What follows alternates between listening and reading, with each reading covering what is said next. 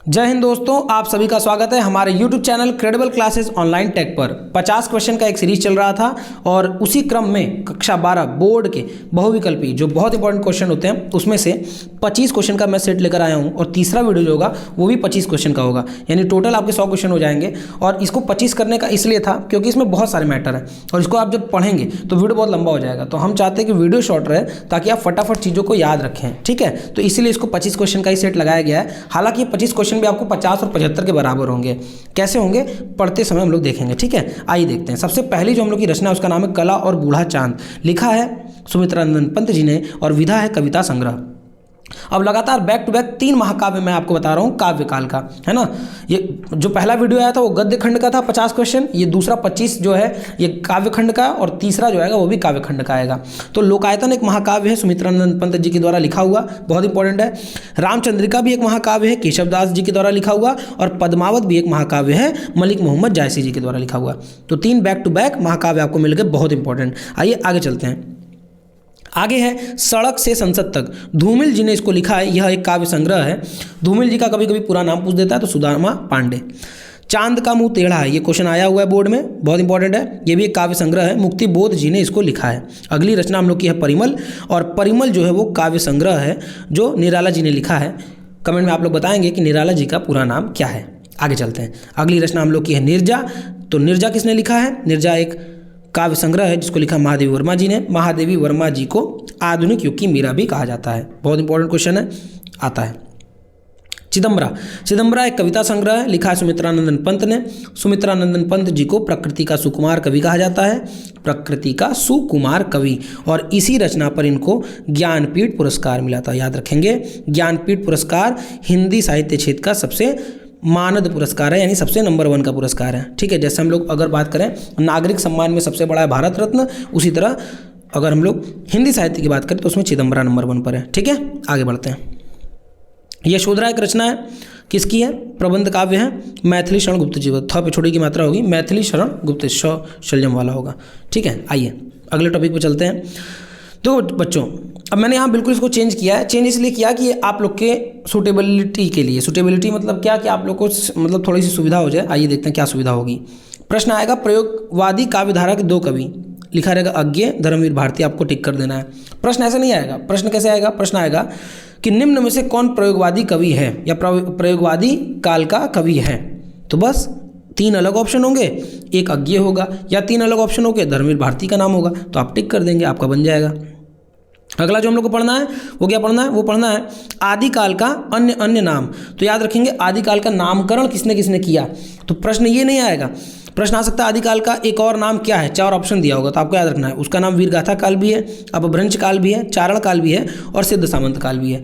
मतलब चारों से आ सकता है। ठीक है, लेकिन कभी कभी ऐसा आता है कि वीरगाथा काल का नाम किसने वीरगाथा काल रखा। बहुत इंपॉर्टेंट है दोस्तों, इस वीडियो को जरूर से देखिए और अपने जितने भी दोस्त हैं, चाहे वो 10th के हो चाहे 12th के हो, उनको शेयर कर दीजिए, क्योंकि इससे उनका भी काम होगा और आपका भी काम होगा। और अगर आप भलाई करोगे तभी आपकी भलाई होगी, तो दोनों लोग का भला हो जाएगा। तो ध्यान दीजिए, ये आता ही आता है पेपर में। ठीक है, तो वीरगाथा काल जो है वो नाम दिया था आचार्य रामचंद्र शुक्ल जी ने, याद रखेंगे। ठीक है, किसने दिया था? आचार्य रामचंद्र शुक्ल जी ने। अगर हम लोग बात करें अपभ्रंश काल तो धीरेन्द्र वर्मा जी ने अपभ्रंश काल इसको कहा था। ठीक है, धीरेन्द्र वर्मा जी ने। अगला बात करें चारण काल, किसने नाम दिया? 2 लोगों ने इसका नाम चारण काल दिया। एक ग्रियर्सन थे, ग्रियर्सन अंग्रेज थे, इन्होंने सबसे पहले हिंदी को मान्यता भी प्रदान की थी भारत में कि हम लोग की राजभाषा रहेगी। और दूसरे थे राम कुमार वर्मा। ग्रियर्सन अंग्रेज होकर बहुत सारा थीसिस किए थे हिंदी पर। तो दूसरे हैं राम कुमार वर्मा जी। तो राम कुमार वर्मा और ग्रियर्सन जी ने चारण काल नाम से संबोधित किया था आदिकाल को। और अब बात करते हैं सिद्ध सामंत काल। तो सिद्ध सामंत काल इसको नाम किसने दिया था? वो दिया था राहुल सांकृत्यायन जी ने। याद करेंगे किसने दिया था? राहुल सांकृत्यायन। तो आप पूछोगे सर आदिकाल तब का नाम किसने दिया था? ये भी तो नाम है, बिल्कुल सही। आदिकाल नाम दिया था हजारी प्रसाद द्विवेदी जी ने, याद रखेंगे, हजारी प्रसाद द्विवेदी जी। आगे बढ़ा जाए, चलिए अगला प्रश्न आ रहा है भक्ति काल के 2 कवि के नाम बताइए। प्रश्न ऐसे नहीं आएगा, प्रश्न घुमा के दे देगा। निम्न में से कौन भक्ति काल का कवि है? कबीर, जायसी, सूरदास और तुलसीदास। सूरदास तुलसीदास सगुण काव्यधारा, कबीर निर्गुण काव्यधारा और जायसी जो हैं वो क्या हैं? सूफी काव्यधारा के 4 कवि। मतलब माफ़ कीजिएगा सूफी काव्यधारा के हैं जायसी, ठीक है। तो ये भक्ति काल के 4 कवि हो गए। आगे बढ़ा जाए, आगे आएगा छायावादी यानी शुक्ल। बोल देगा चारों में से कौन छायावादी युग के कवि हैं, तो 4 बहुत इंपॉर्टेंट, इन्हीं का ऑप्शन आता ही आता है। एक इनका रहेगा नाम, या तो निराला जी का, या तो पंत जी का, या महादेव वर्मा का, या जयशंकर प्रसाद का। आपका बन गया काम, एक क्वेश्चन आपका तैयार, नंबर भी है ना, क्वेश्चन नहीं तैयार नंबर भी तैयार। अच्छा अगला प्रश्न, प्रगतिवादी काव्यधारा के 2 कवि, तो दिनकर जी प्रगतिवादी और शिव मंगल, या मंगाल लिखा है माफ़ कीजिएगा, शिव मंगल सिंह सुमन। बहुत इंपॉर्टेंट क्वेश्चन है, प्रगतिवादी काव्यधारा के 2 कवि। कठिन काव्य का प्रेत किसको कहा जाता है, कठिन काव्य का प्रेत कहा जाता है केशव दास जी को। अगला क्वेश्चन, द्विवेदी युग का महाकाव्य, द्विवेदी है ना, देखो द्वि ऐसे लिखते हैं, द उसमें आधा व छोटी की मात्रा, व पे ए की मात्रा, द्विवेदी है ना। तो भैया द्विवेदी युग का 2 महाकाव्य है। अब हम लोग को ये महाकाव्य का नाम तो याद होना ही चाहिए, लेकिन उसके साथ साथ हम लोगों को इसके रचनाकार भी पता होने चाहिए, ठीक है। तो पहला है हम लोगों का क्या, पहला है साकेत, और साकेत किसकी रचना है, मैथिली शरण गुप्त की रचना है। बहुत इंपॉर्टेंट, किसकी है, मैथिली शरण गुप्त जी की हम लोग को याद रखना है, ठीक है।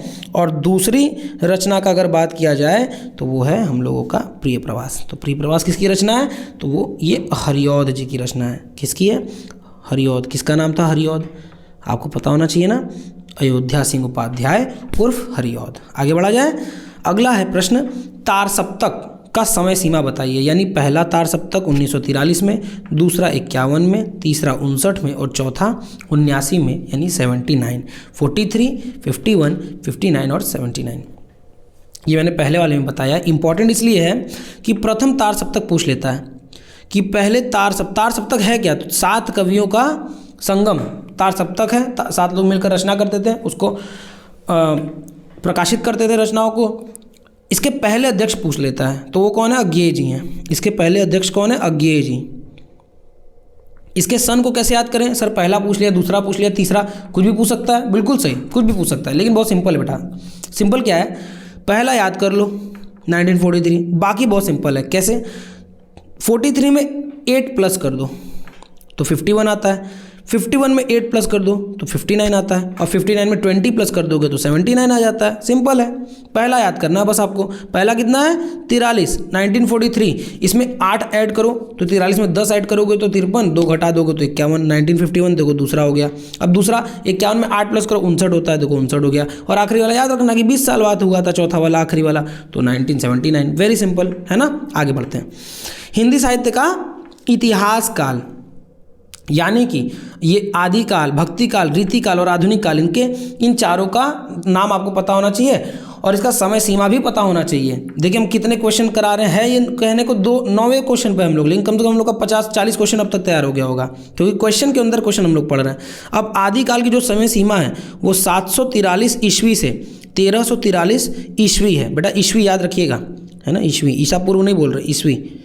तो आपसे प्रश्न पूछ लेगा ना, तो फिर क्या करेंगे, आदिकाल का समय सीमा पूछ लिया तो हिंदी जैसे गद्य का साहित्य काल होता है, वैसे ही पद्य का भी तो साहित्य का इतिहास काल होता है। तो आदिकाल पहले तो आप याद कैसे करोगे, सर आदिकाल पहले होता है कि भक्ति काल होता है, हम लोग भूल जाते हैं। रीति काल पहले होता है कि आधुनिक काल पहले होता है, कोई बात नहीं, वेरी सिंपल ट्रिक।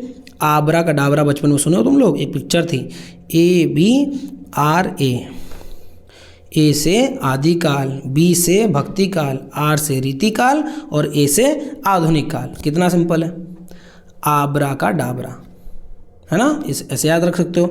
अब इसकी सर सन कैसे याद रखें, वेरी सिंपल, हम बताएंगे कैसे याद रखना है। 743 से 1343 तक क्या था, आदिकाल था, याद रखेंगे, नोट कर लीजिए। दूसरा भक्ति काल 1343 से 300 साल तक, 1643 तक 300 साल। तीसरा रीति काल 200 साल का है, यानी 1643 से 1843 तक 200 काल का रीति काल हो गया, 200 साल का। और आखिरी आधुनिक काल 1843 से वर्तमान तक चल रहा है आधुनिक काल। वेरी सिंपल, नोट करते रहिए बस। अब आदिकाल के 2 कवियों के नाम पूछ ले तो चंद्रबरदाई और नरपति नाल, है ना, इनकी 2 रचना पूछ ले तो 2 रासों इन लोग ने लिखा था। चंद्रबरदाई ने लिखा था पृथ्वीराज रासो, देखिए कितने क्वेश्चन हम करा रहे हैं अंदर ही अंदर। और उसके बाद नरपति नाल, न और न यानी इन्होंने लिखा था बीसल देव रासो। बीसल देव रासो नरपति नाल का है, पृथ्वीराज रासो चंद्रबरदाई जी का है। आगे बढ़ा जाए। प्रगतिशील लेखक संघ की स्थापना कब हुई? 1936 में हुई थी। इसके पहले अध्यक्ष थे प्रेमचंद जी। बहुत इंपॉर्टेंट क्वेश्चन, प्रगतिशील लेखक संघ की स्थापना कब हुई? 36 में हुई। प्रेमचंद जी इसके पहले अध्यक्ष थे। रीति काल में रीति सिद्ध कवि और रीति मुक्त कवि दो कवि होते हैं। एक रीति से सिद्ध होते हैं प्रेम इत्यादि से, है ना, एक होते हैं रीति से मुक्त कवि। तो रीति सिद्ध पूछ ले तो बिहारी लाल, कहत हसत रीजत खीजत, है ना, बिहारी लाल। और अगर रीति से मुक्त पूछ ले तो कौन है? कवि घनानंद। दोनों रीति काल के हैं, लेकिन रीति काल में दो है, एक रीति के सिद्ध, रीति के साथ, और एक रीति यानी प्रेम से रहित। तो प्रेम रहित कौन है? रचनाओं के रचनाकार घनानंद, और रीति सिद्ध है जो है वो है बिहारी लाल। रसवंती के रचनाकार कौन है? तो रसवंती के रचनाकार है रामधारी सिंह दिनकर जी। अगला क्वेश्चन, कितने नावों में कितनी बार किसकी रचना है? तो ये एक कविता संग्रह है अज्ञेय जी का। अज्ञेय जी का पूरा नाम कमेंट बॉक्स में जल्दी से हमको बताइए आप लोग। अगला क्वेश्चन है, गंगा अवतरण किसकी रचना है? तो गंगा अवतरण जगन्नाथ दास रत्नाकर जी की रचना है। ठीक है, जिसने उद्धव प्रसंग भी लिखा है, तो उद्धव प्रसंग, गंगा अवतरण, ये सब जगन्नाथ दास रत्नाकर जी की रचना है। आई होप आपको ये वीडियो समझ में आया होगा।